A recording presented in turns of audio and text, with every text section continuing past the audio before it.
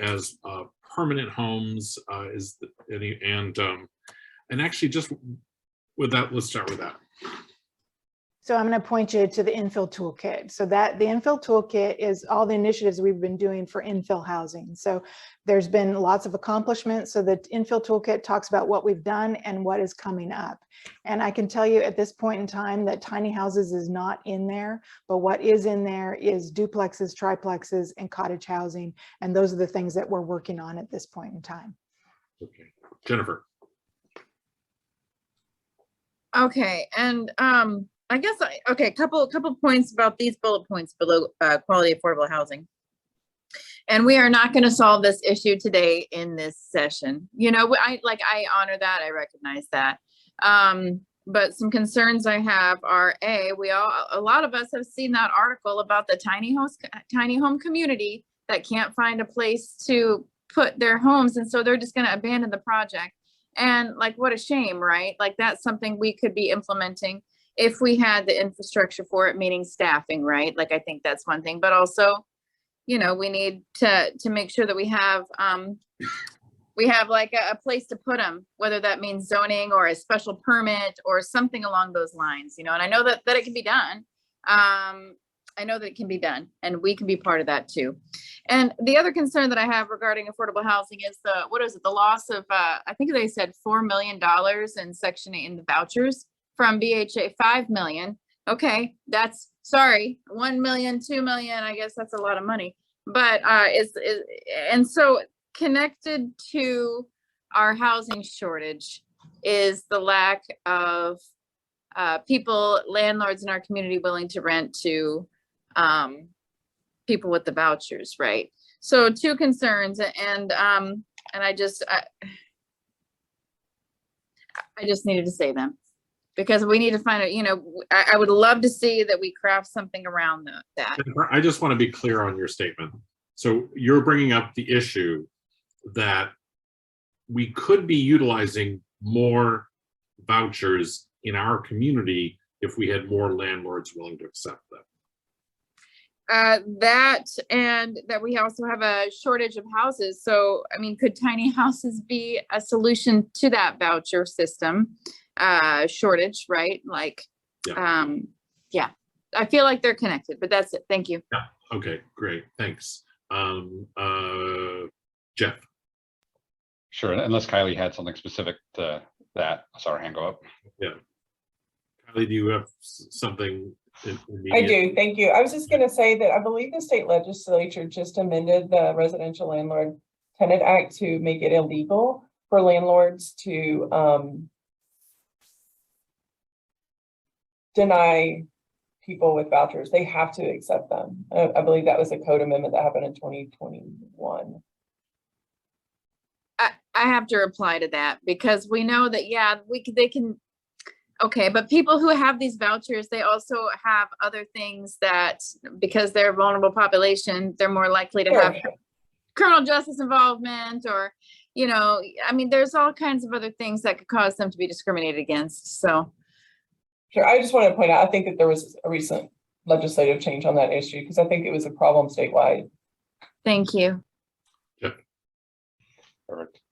Yeah, here's my takes on these items. So on 4.1, I've personally been a big fan of the rental assistance and the repair program through CDBG. So I might also propose putting the home buying assistance in here as well, just because I know that's been a big barrier to a lot of folks who want to lived in Bremerton a long time and want to buy. Andrea, yeah. Sorry, were you just waving?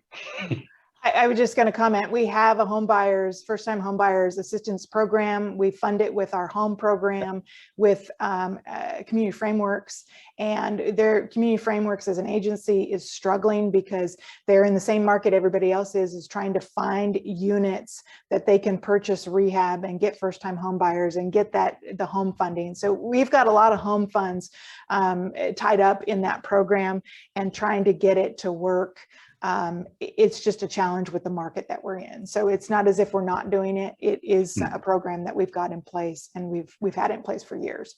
Right. I think it's a great program. I was going to propose that that language gets in here. So it's 4.1 that it's the rental assistance, the repair and weatherization, and the home buying. If people are on board with supporting all three of those, I'd love to see that language get in. And then 2, I was trying to think of the right language, but I think what's coming to mind is incentives to streamline ADUs and maybe find the right words to include the cottage housing and, duplex, triplex. Because I think from the citizen perspective, what I heard was, okay, the codes are updated. How do I do that now? And there's maybe some barriers on just knowledge of how to get an ADU built, maybe a financial barrier, how to get it financed, and possibly a third barrier on how long is it going to take and how much, no offense, back and forth DCD am I going to have. So if we made that a priority to have more of a streamlined program, and Andrea giving you any of the whatever resources we can provide there, that's just what I've heard from folks of what they wanted and a way to get more housing built. Anyway, those are my 2 for this section. On that, Andrea, was there some look at us having some like pre-approved ADU plans? And also, can you just talk, how are we on permit timelines right now? Is that something you track sort of like, we often, we often hear like, oh, it takes, permits and it takes so long and all this stuff. Like, how are things on that aspect? Because that, feeds into affordable housing, or maybe there's a way to, give a little affordable housing, a little, I don't know, not head of the line maybe per se, but a little privilege preference to get either affordables or multifamilies or something moving along. So to answer the question about permit timelines, I haven't looked at the timeline specifically most recently, but I just know that we're still overwhelmed. Our volumes are still really, really high. And I'm guessing our permit timelines are still in excess of 8 weeks. Our target is 6 to get them out the door, but I'm sure that we're still way more than 8, because it's just, there's too much work for us to get done and not enough people to do it. Even with the additional resources that you got us, we didn't get fully staffed until you approved it last year this time, I think. And we've just now finally gotten fully staffed. That tells you how long the recruitment process takes. It's just a bear out there. Like I said, I've got a senior planner position that's open as well, and I can't get any applicants. So that's part of the problem.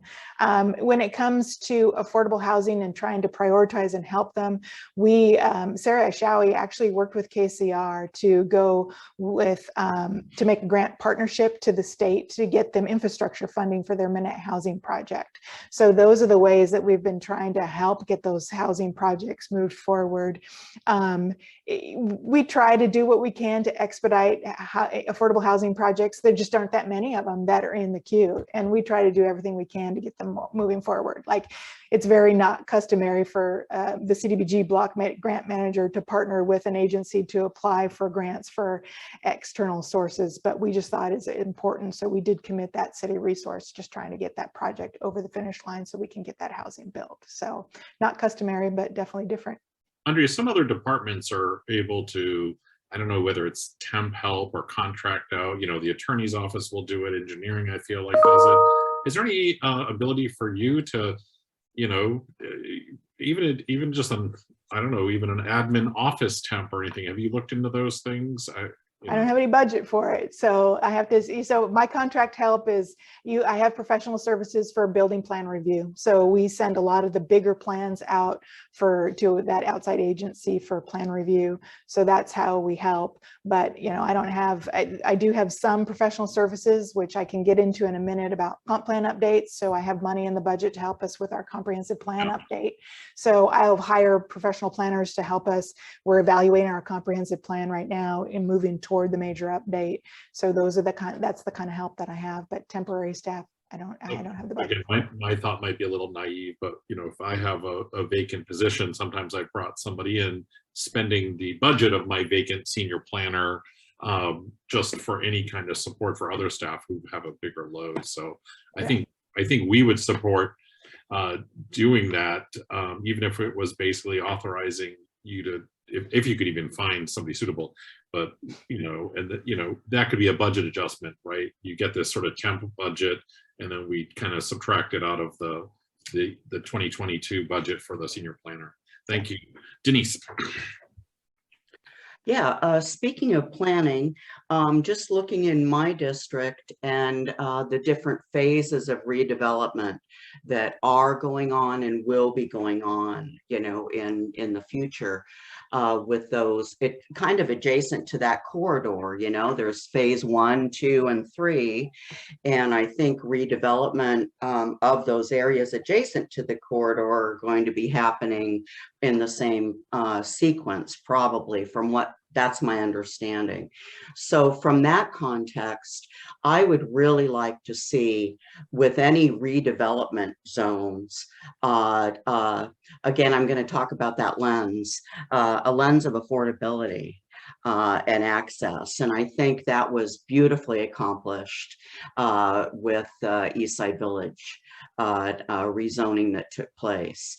I think that's something that your department did a fantastic job with, and I'd like to see that continue. I would just like to I know this council is really supportive of affordability. And I think that needs to, again, insinuate into all aspects of our development and redevelopment, housing, period, right? And then obviously affordability has to flow there. So whether council wants to make a statement, here I am talking about another lens, Michael, and I know you were going to say something, maybe at the very beginning about our lenses, but I would love our, and I think you're already doing this, but I would love council to be on board with just making sure that affordable housing, that lens is being used in all of the planning. And I know we'll be working that as well with you on the comprehensive plan, update. I'm just wondering if this isn't yet another opportunity to voice this council support of that and how it should be done. Oh, and then the only other thing that I wanted to ask about, I'm always talking about public-private partnerships. And I think especially in redevelopment areas where you're bringing in high density, all the more important, and I'm looking here in my district, Bremerton School District property that's sitting unused and is prime. I've got to call in, but being able to use, and I know the city owns land here in my district, our district. Why not work with not just BHA, Bremerton Housing Authority, to build, but private developers to build affordable housing? Whatever way we can do it, the city has means with this property, and I know that it's school district property, but I have a vision. And I just would love to see us using all the resources at the same time. Might already be happening, Andrea, and if so, forgive me, but I'm probably always going to remind us about those two things, that lens and the public-private partnerships. Oh, go ahead, Andrea. If I could speak to the lens, we're in a really interesting place right now because the state legislature passed a lot of affordable housing initiatives, and we are about to undertake our comprehensive plan. So this is the stuff that's not on the graphic that I showed. Our comprehensive plan is going to have a whole lot of updates to affordable housing policies. And to inform that decision making, the state of Washington is going to start giving us housing targets for affordable housing.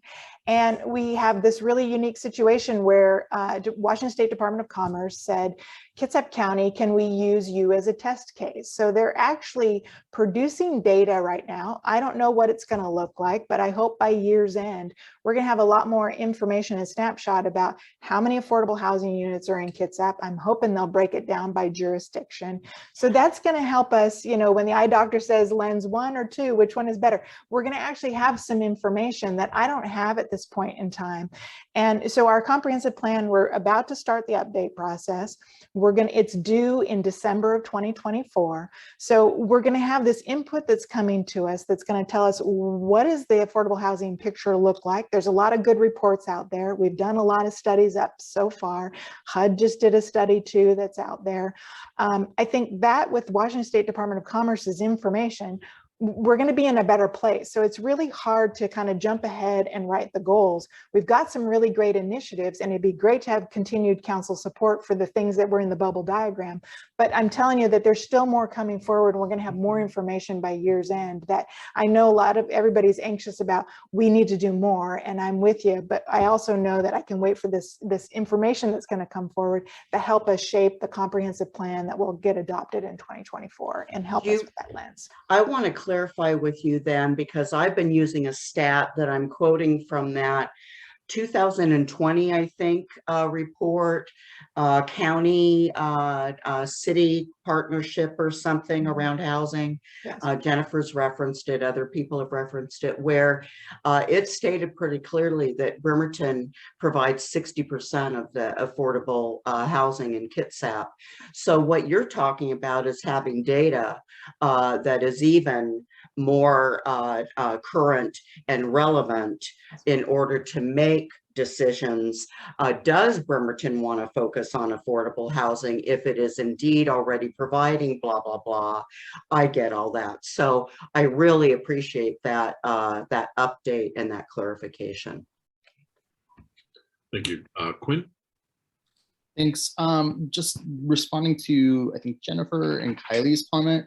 My office in Seattle used to enforce Section 8 discrimination as well as criminal conviction discrimination when they were just local ordinances before they became, HUD policy and now Washington State policy.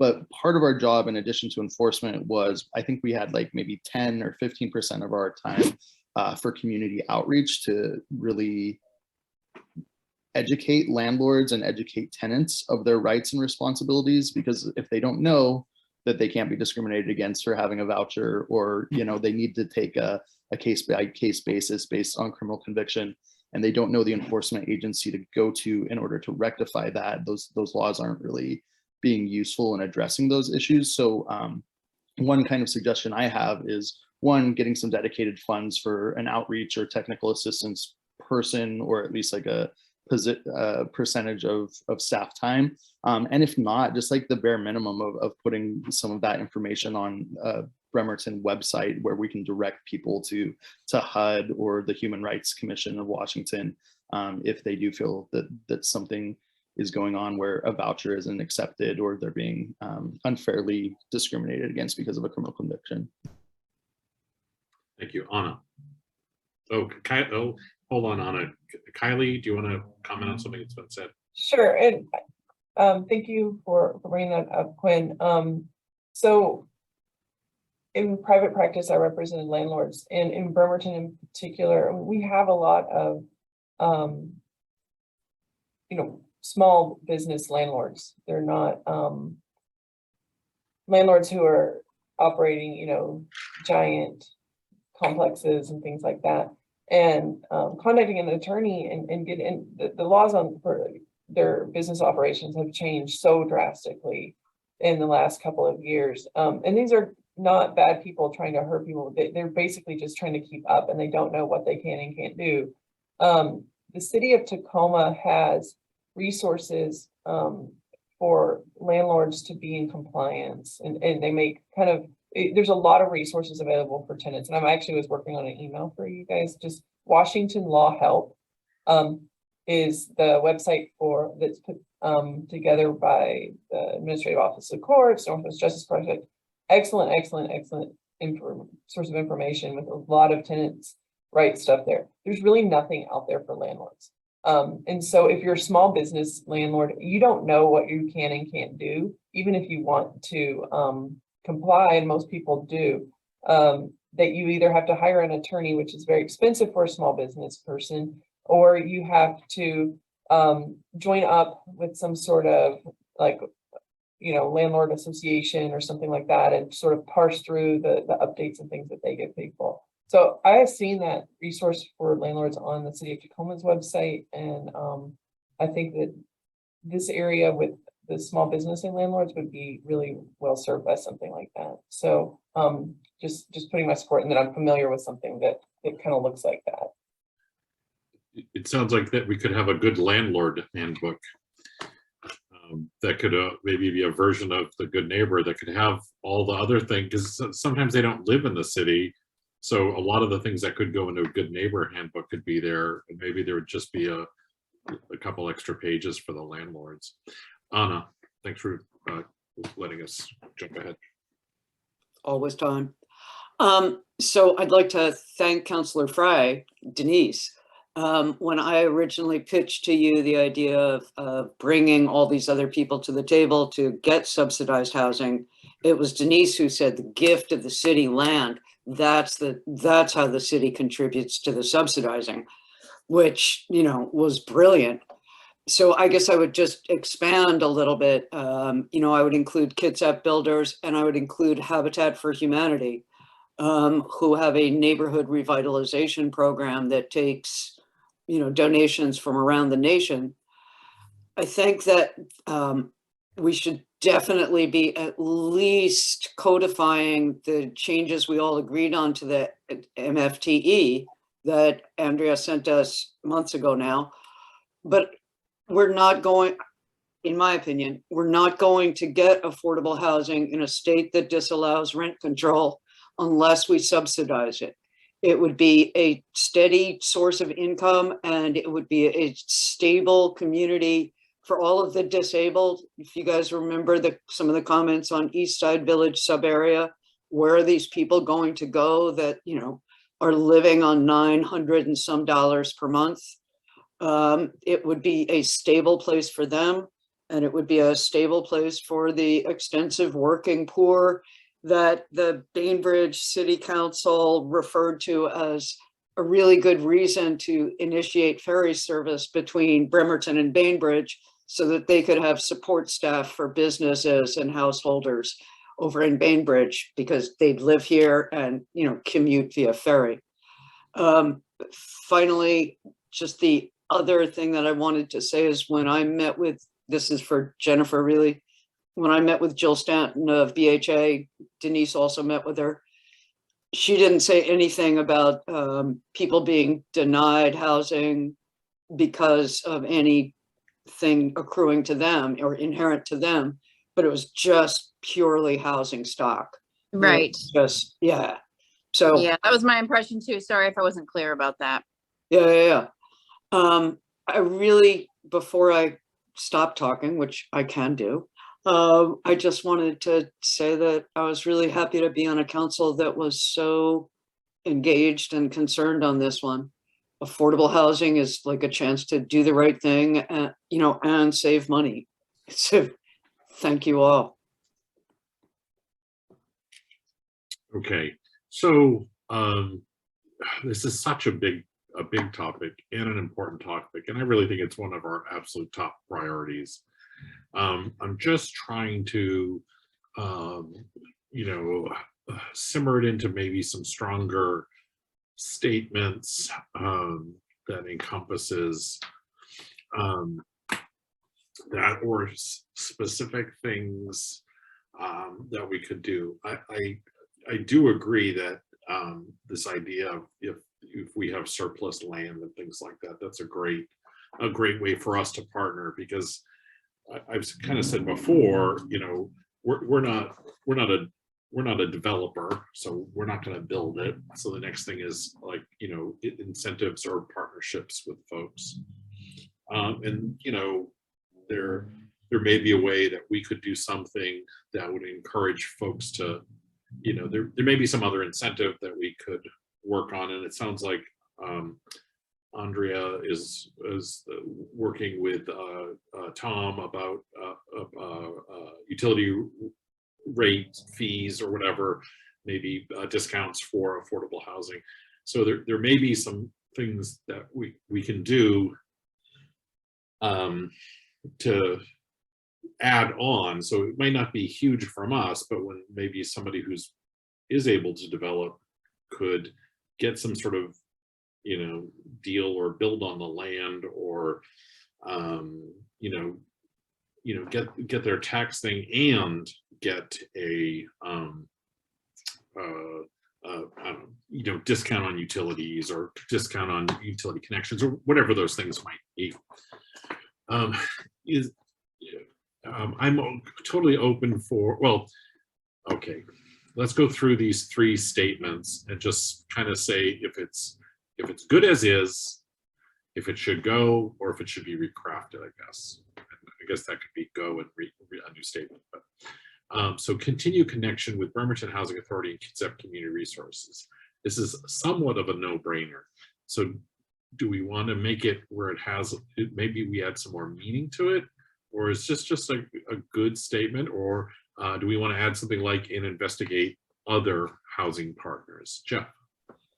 No, I like keeping the housing partners in there. I might suggest sub-bullets like we did before, where I specifically would like to see the repair, home buying, and rental assistance called out as 3 programs to support. Yeah, and so that brings up a question too, like, is like if we've created something and it's in place and moving, do we need to put a goal that we're going to support it? Now, granted, because that also could be what prevents us from pulling the plug on the program too, right? Like, so but you know, I guess we're trying to keep this as somewhat manageable document. So that's just like some theory. I'm not saying something one way or the other on this. And personally, I think that's bolster those programs. I think they're working well and they should be expanded because they're so See, great. I like that language. I like you know, growth, expand, bolster, that kind of stuff. Denise? I like the word maximize. And I know that I'm wordsmithing, but it does mean a lot. In my partnerships with people, I've always tried to maximize, you know, for the greatest impact. So, you know, I'd like to see, yes, we want stronger.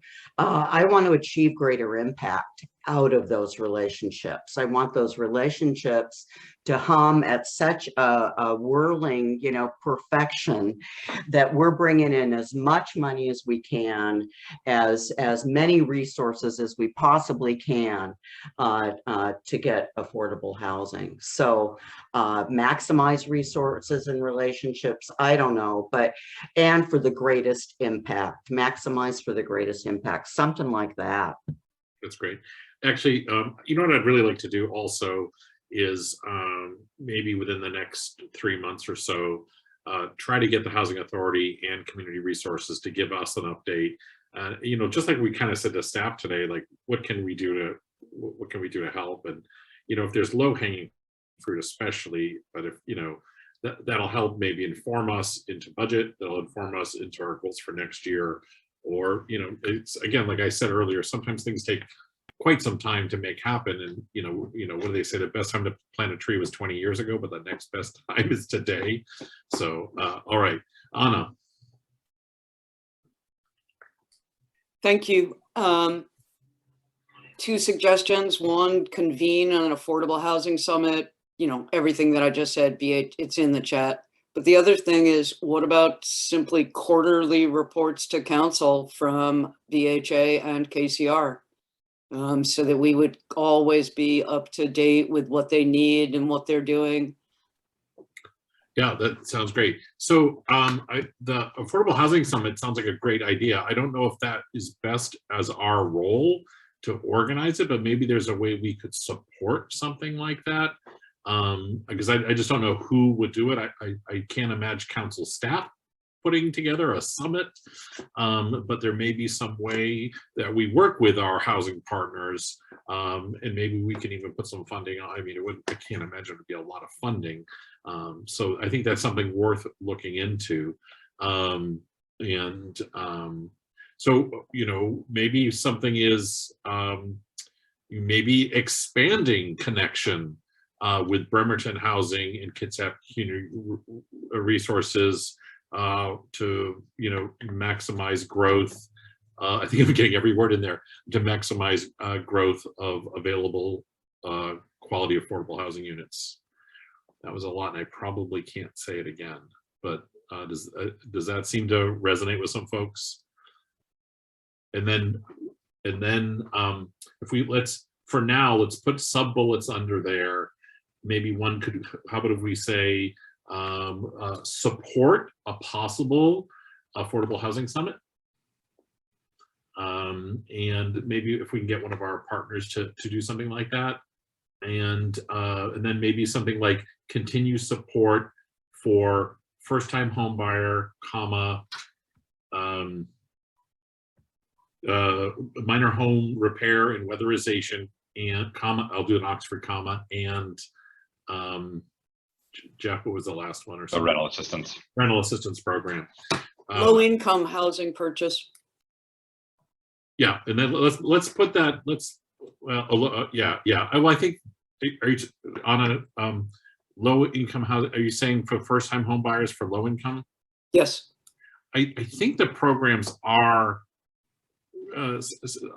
designed for lower income. I don't think. Yeah, they are. I'm just saying use the same language, that's all. Oh, okay. So, yeah, I don't want to, yeah. Yeah, we can look into that. I want to make sure that the language matches up and doesn't create some weird feeling conflict. Eric.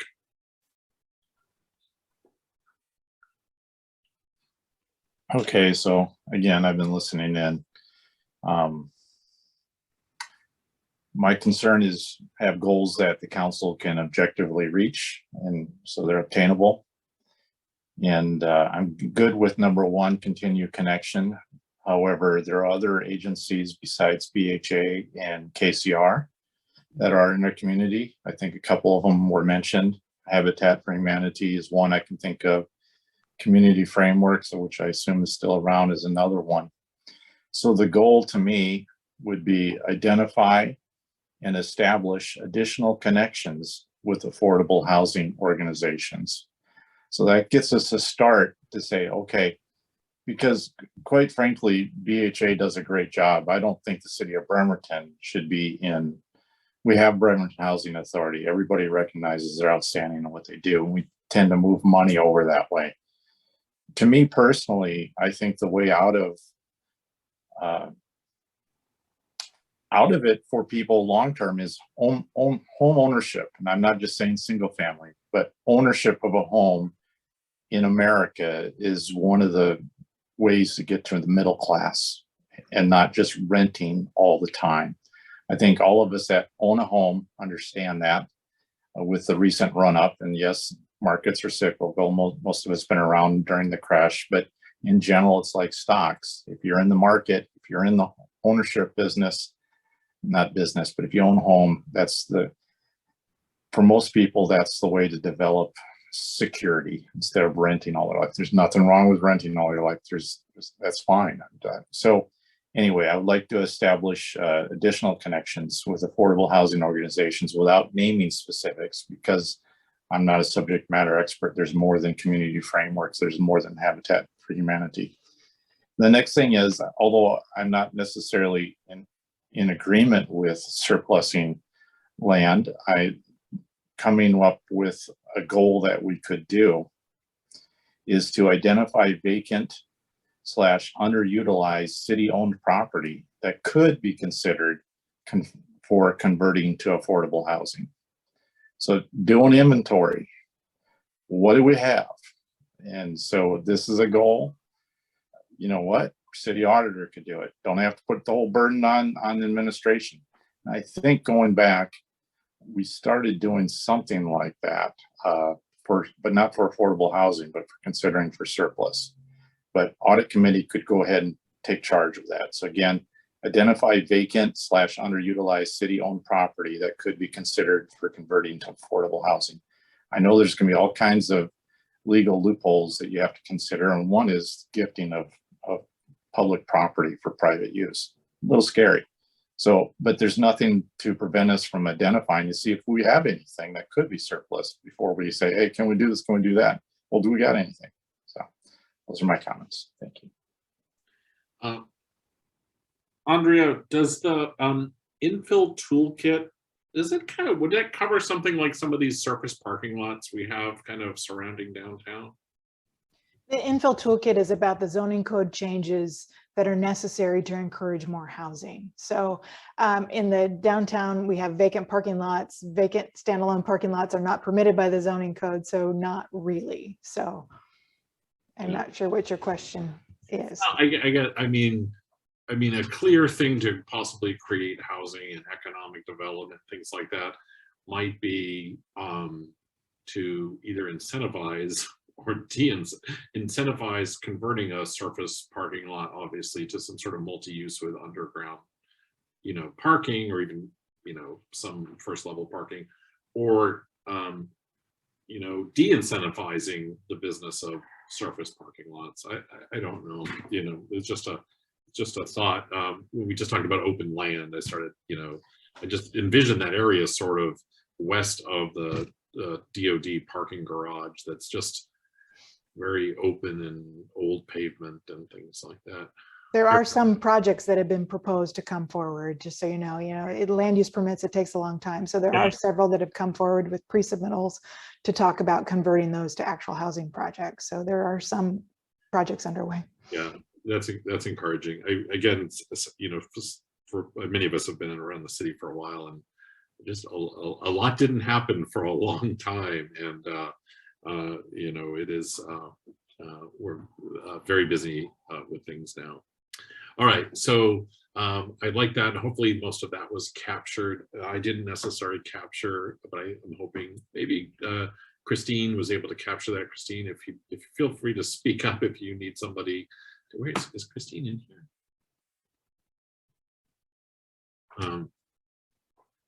She's here. Oh, she is. Wait, am I not seeing her name? Cindy Bremerton, I think.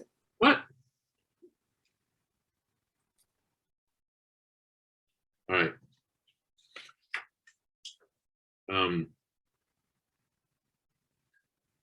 So, all right. Okay, yes. Michael's having a nightmare right now that Christine really has not been on this call the whole time. She has not been taking any notes. Yeah. I can just see him there. See, he's going to start sweating. It was. Good thing it's recorded. Okay.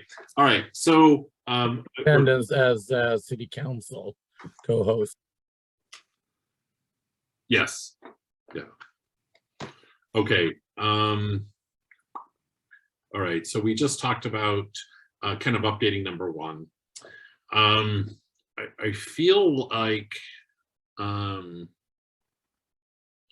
number two is very specific and kind of has been identified that it's not something that they are currently putting energy in on. So we might want to either broaden that, or strike it, or we can just leave it, but as kind of just a holdover. Anna?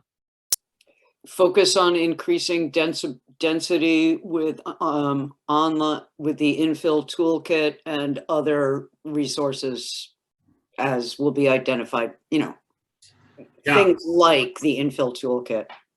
Yeah, I feel like that's just saying use something we've already put in place. So I'm just saying focus on increasing density. That's an actual goal. But I think it is already. That's what DCD is working on, and I can tell you that most people don't want the density in their neighborhood increased. But Andrea. I was just going to say, having reference to the infill toolkit, because this is something we've been working. When we first developed it, we brought it to council. You told us which ones to do first, and then the second, it's just been the list we've been working down. And so in the infill toolkit right now is the duplexes and the cottage housing and some definitional changes related to some of the state law changes as well. So the infill toolkit has been, if you look at it, we can been keeping it updated as we make changes. So you'll see modified dates, and we've got the ordinances in there. So it's a really good reference tool to feel your accomplishments, see them in one place, as well as see what's coming up next. How do we, Andrea, how do you see us helping support that, or support what is in place Yeah, Mayor Wheeler, I see your camera came on too. You might have some ideas on how can we better support what's already put in place or happening.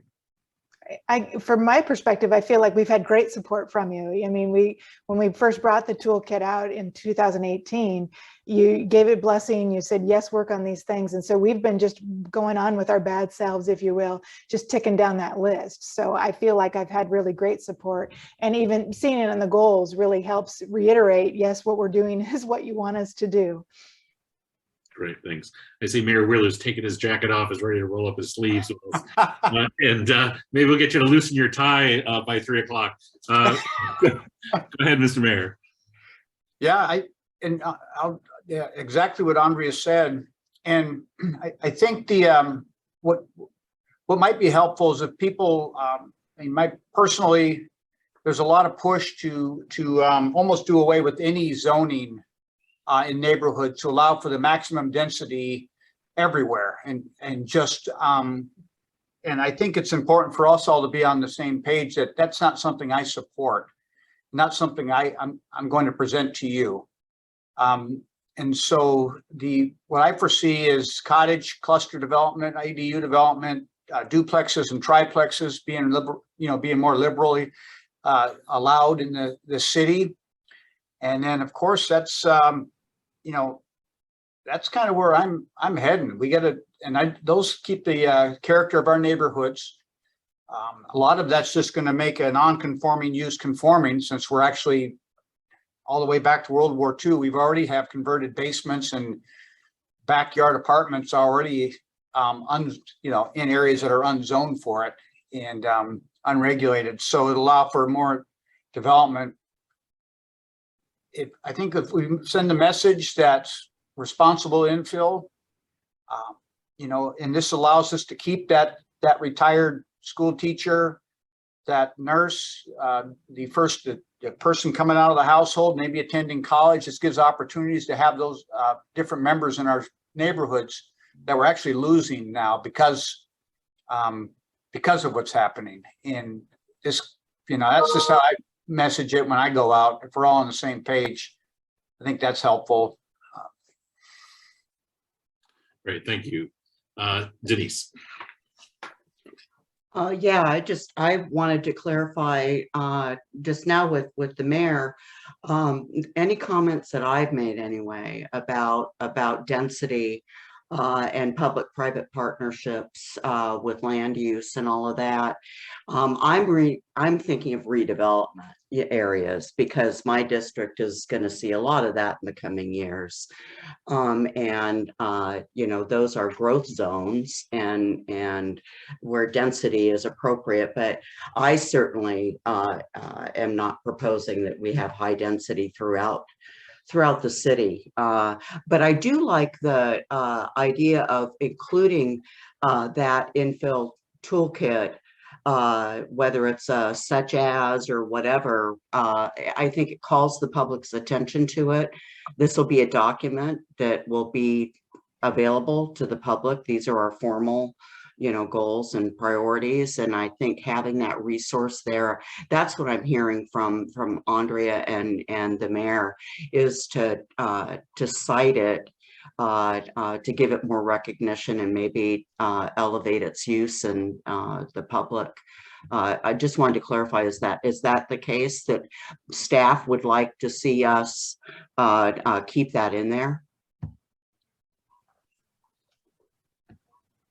I like the reference to the infill toolkit. The fact that your goals contain a very specific item, that makes it difficult for us, especially since that was never anything that's been on our work program. We've been ticking through this infill toolkit for a number of years, and that thing was added, and we just never got added to the work program because we've got lots that we're trying to chug through right now.